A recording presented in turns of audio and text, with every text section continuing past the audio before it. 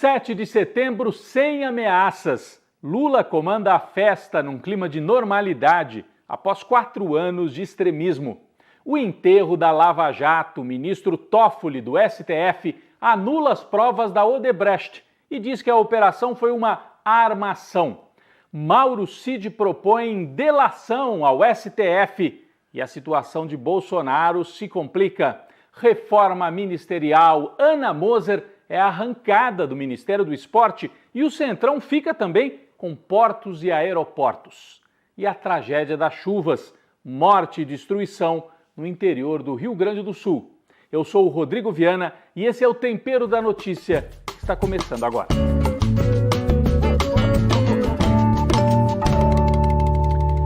Sim, teve desfile militar, teve a turma com bandeira do Brasil, com a camisa amarela da seleção, mas não teve grito, não teve baixaria, não teve imbrochável, nem presidente andando a cavalo para ameaçar a democracia brasileira. O 7 de setembro foi um grande alívio para a democracia e para o país. Uma volta à normalidade. Lula desfilou em carro aberto, nós temos aqui as imagens, a turma vibrou, cantaram, o hino nacional, como é normal.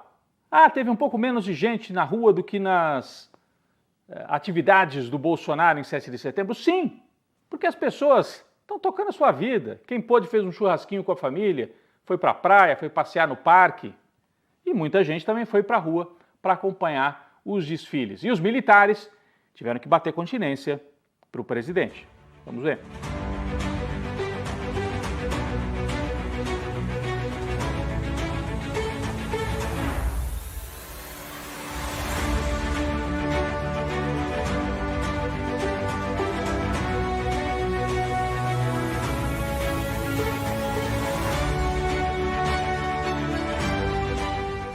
Um dia antes da festa, o presidente Lula fez um discurso conclamando o país à união, ao fim da discórdia. Minhas amigas e meus amigos, o terceiro alicerce da independência é a união.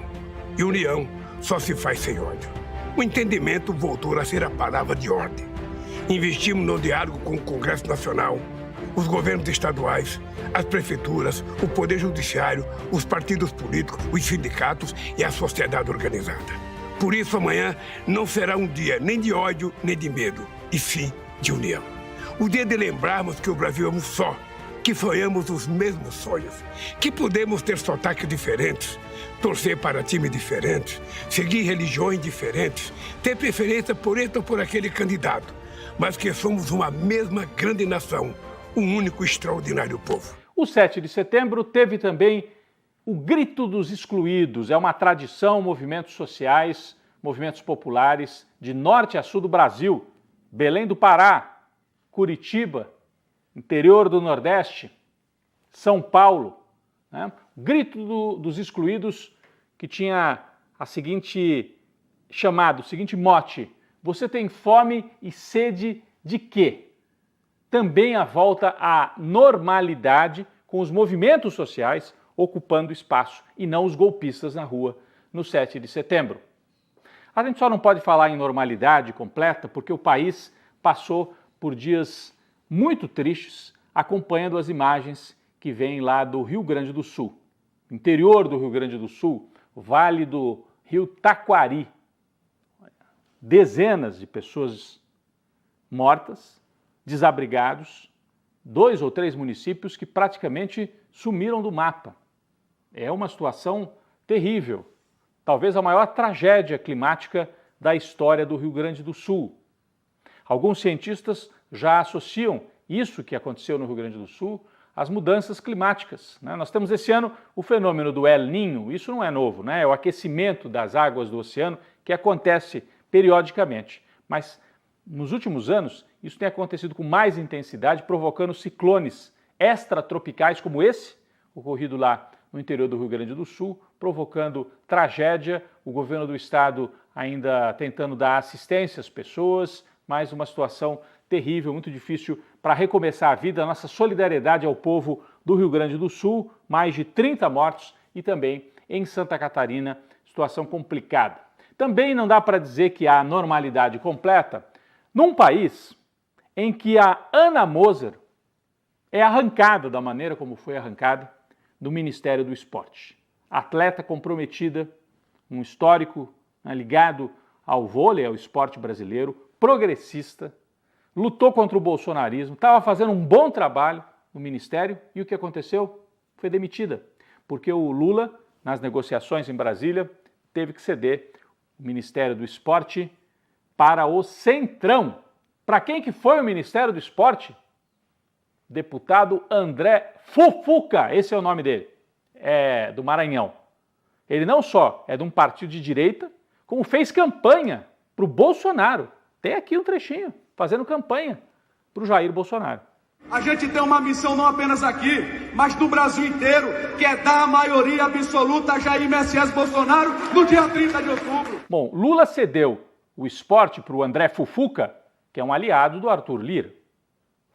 O esporte, além da política de esportes do país, vai administrar também a grana que vem das apostas, que viraram uma febre no Brasil, essas bets, né?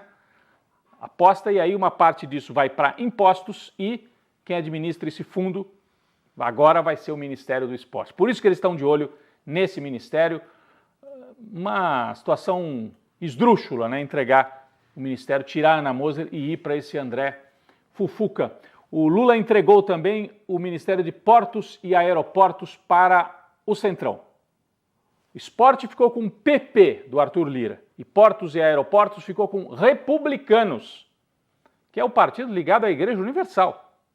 Partido que também fez campanha para o Bolsonaro. Mas no caso de Portos e Aeroportos, foi escolhido um deputado com um histórico um pouco melhor, né, o Silvio Costa Filho, ele e o pai, são desse partido, mas estiveram com a Dilma na hora do impeachment, foram contra o impeachment, então, pelo menos nesse caso, escolheram um personagem um pouco melhor para conduzir Portos e Aeroportos, deixou cicatrizes, porque o Márcio França, do PSB, Partido Socialista, que apoiou o Lula desde o começo, foi tirado de Portos e Aeroportos e vai para um ministério menor, Ministério das Micro e Pequenas Empresas.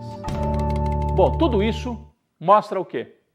Tudo isso mostra a dificuldade, é um sintoma da dificuldade enfrentada pelo governo, que foi eleito com uma diferença de menos de 2 pontos percentuais na eleição, vocês se lembram? Foi por isso aqui que o Lula ganhou. Então ganhou por uma diferença muito pequena e, além de tudo, está em minoria no Congresso, tem que fazer acordos. O Lula, a duras penas, vai destravando a economia, isso ele já conseguiu, e tem que destravar a política. O preço foi bastante alto, entregou e o esporte, tirou a Ana Moser e entregou também Portos e Aeroportos. Bom, qual seria a outra alternativa? Marcar posição, não entregar os cargos e perder a governabilidade, perder apoios no Congresso e não conseguir aprovar mais nada. Então o Lula fez aí os cálculos e tomou essa decisão de fazer essa reforma administrativa, um sinal de que a vida não é fácil, né? A vida não é fácil. Mas se o Lula conseguir realmente estabilizar o país, trazer normalidade, tanto na economia como na política, ele ganha força e quem sabe mais adiante pode, né, dar um encaminhamento para o governo de uma outra forma. Pesquisa IPEC, que é o antigo IBOP desta semana que passou, mostra que a situação de popularidade do Lula melhorou um pouco, né? Ele vai chegando numa situação de um pouco mais de conforto. 40% avaliam o governo como ótimo, bom, e 25% como ruim, péssimo. Então abriu uma diferença, tem um saldo positivo, né, entre o ótimo, bom e o ruim, péssimo. É um sinal de que o governo vai dando certo, a duras penas. Bem, a gente teve também esta semana algo muito importante, a delação do Mauro Cid, ajudante de ordens de Bolsonaro. Ele, depois de várias idas e vindas, ele está preso, ele é o sujeito que ficava do lado do Bolsonaro, negociava joias e tomou a decisão de delatar. Comunicou ao Supremo Tribunal Federal que quer fazer a delação, até para pedir também a liberdade provisória. Isso agora está sendo analisado pelo Supremo. Ele vai fazer a delação, é uma delação que interessa, tem elementos importantes. Se o Supremo der o ok, ele faz a delação e aí a situação do Bolsonaro vai se complicar bastante, é algo central para a gente acompanhar ao longo das próximas semanas.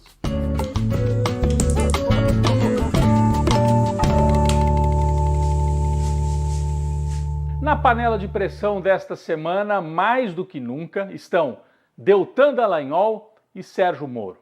Por quê? O ministro Toffoli, do Supremo Tribunal Federal, tomou a decisão de anular todas as provas da Odebrecht que estavam na Lava Jato, a partir de Curitiba.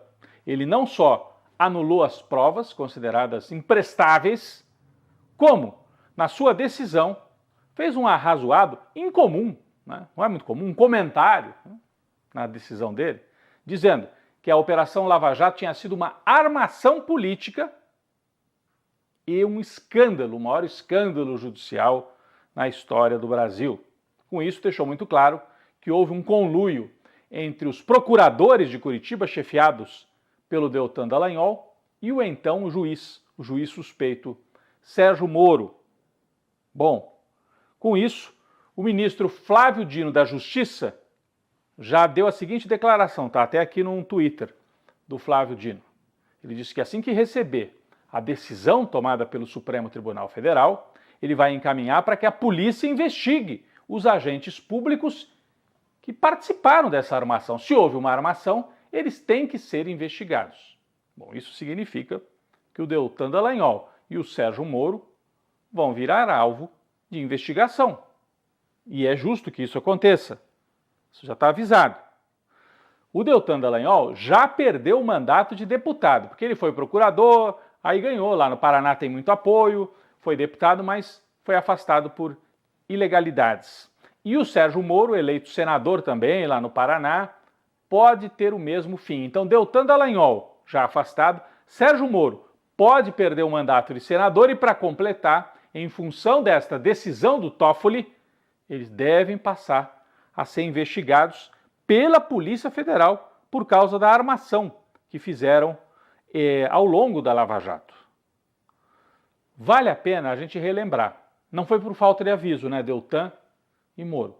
Vale a pena a gente relembrar aquela audiência em que o Lula foi depor lá em Curitiba e ele avisou ao juiz, que na época era arrogante, tratava o advogado, o Zanin, né, o advogado Lula com muita arrogância, e o próprio Lula com muita arrogância. Olha o que o Lula falou na época para o Sérgio Moro, que agora vai para a panela de pressão. Eu espero que essa nação nunca abdique de acreditar na justiça.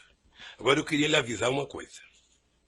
Esses mesmos que me atacam hoje, se tiverem sinais de que eu serei absolvido, prepare-se, porque os ataques ao senhor vai ser muito mais forte.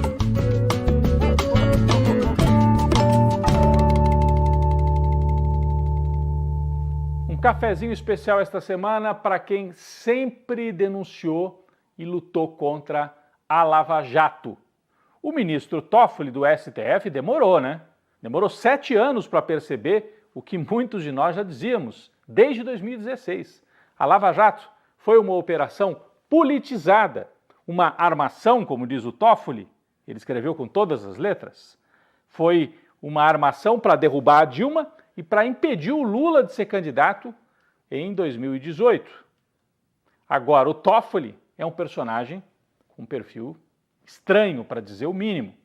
Ele foi advogado do PT no passado, foi advogado-geral da União, AGU, na época do Lula, e aí nomeado para o Supremo Tribunal Federal. Quando chegou lá, virou. E ficou do lado dos golpistas. Não é que ficou do lado da Constituição, ficou do lado dos golpistas. Levou militares para dentro do Supremo Tribunal Federal. Impediu o Lula de ir ao velório do irmão. Vocês se lembram disso? E também participou daquela maquinação para que o Lula não pudesse nem dar entrevista em 2018, quando estava preso em Curitiba.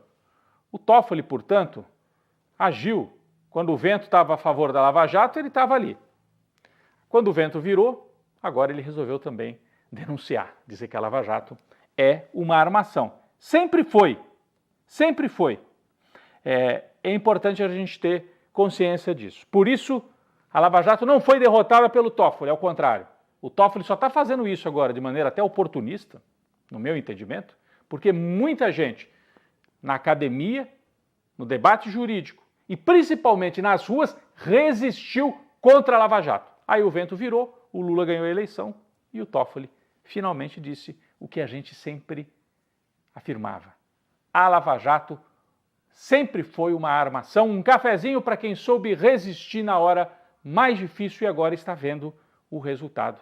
Valeu a pena um cafezinho para comemorar ou para pelo menos ter esse alívio de que a Lava Jato está definitivamente derrotada no Brasil.